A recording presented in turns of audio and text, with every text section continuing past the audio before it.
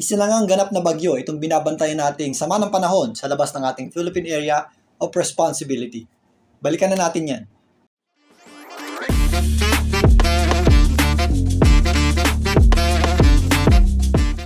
Welcome po muli sa Philippine Weather Trivia. Again, para po sa mga bago sa channel na to. Ako nga po muli, si Alvin Pura, isang meteorologist. At ang inyong weather tito. Gaya nga ng inaasahan, lumakas pa nga at isa ng ganap na bagyo itong binabantayan nating sama ng panahon sa labas ng ating Philippine Area of Responsibility. Kanina ang alas 8 ng umaga itinaas yan sa Tropical Depression category ng Pag-asa.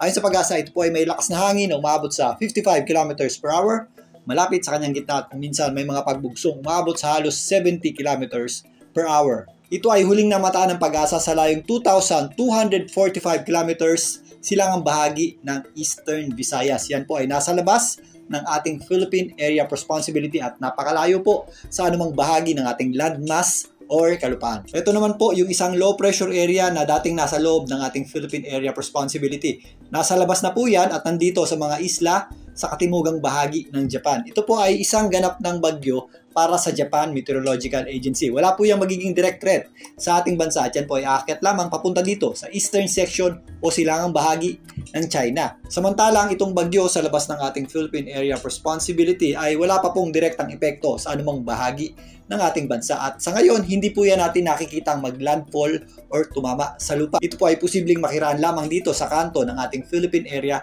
of Responsibility. Pero gaya nga ng nabanggit natin kahapon, medyo malawak po yung wind field o yung area na merong malakas na hangin para dito sa bagyong ito. Maaari tayong magkaroon ng mala-monsoon gyre na sirkulasyon. Ang monsoon gyre po ay ang malawak na sirkulasyon kapag panahon ng habagat na nasa higit 2,000 kilometers ang lawak. Yan po ang nakikita nating posibleng setup sa mga susunod na araw at bagamat hindi nga natin ito nakikitang maglandfall or tumama sa lupa, ito pong mga kaulapan na ito po yung mga hangin o yung hangin na hinihila itong bagyo sa labas ng ating Philippine Area of Responsibility. Yan po yung ating habagat na posibleng makaapekto sa malaking bahagi ng ating bansa bago pumasok ang weekend. So narito po ang official forecast track ng GMA para dito sa dalawang sama ng panahon sa paligid ng ating Philippine Area of Responsibility. Ito nga po yung dating low pressure area sa loob ng ating PAR. Yan po ay kikilos pa northwest patungo dito sa eastern section ng China at wala po yang magiging direktang epekto or threat sa anumang bahagi ng ating bansa. So narito naman po yung bagyo sa labas ng ating Philippine Area of Responsibility. Patuloy po itong kikilos pa northwest patungo dito sa kanto ng ating Philippine Area of Responsibility.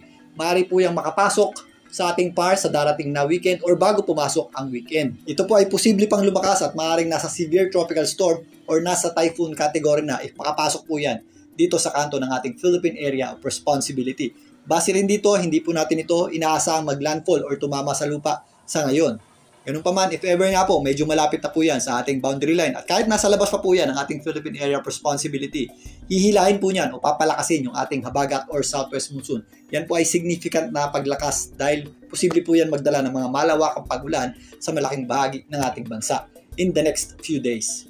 Ngayon, silipin natin itong satellite image para sa kasalukuyang lagay ng ating panahon at dito sa binabantayan nating bagyo sa labas ng ating Philippine Area of Responsibility.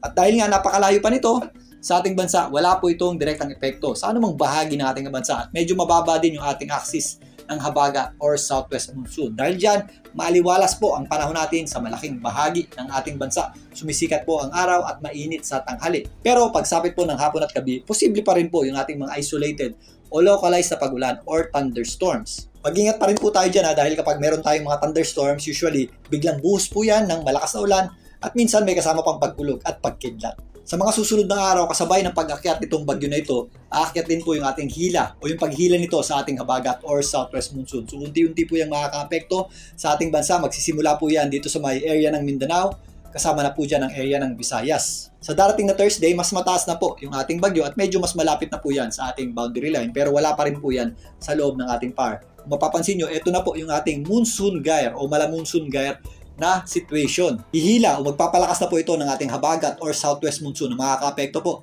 dito sa Bicol region, malaking bahagi ng Visayas, kasama na po dyan ng Palawan, maging dito sa malaking bahagi ng Mindanao. Magiging mataas na po ang tsansa ng ating mga pag-ulan sa panahon na yan at posible po yung mga malawakang pag-ulan na posibleng magdala ng mga flash floods at landslides. Kaya maganda at mag-ingat po tayo dyan. Kasabay ng unti-unting pag-akyat itong bagyo sa labas ng ating Philippine Area of Responsibility, aakyat din po o madadagdagan din po yung epekto ng habagat sa ating bansa. Magpapatuloy po yan hanggang sa darating na weekend.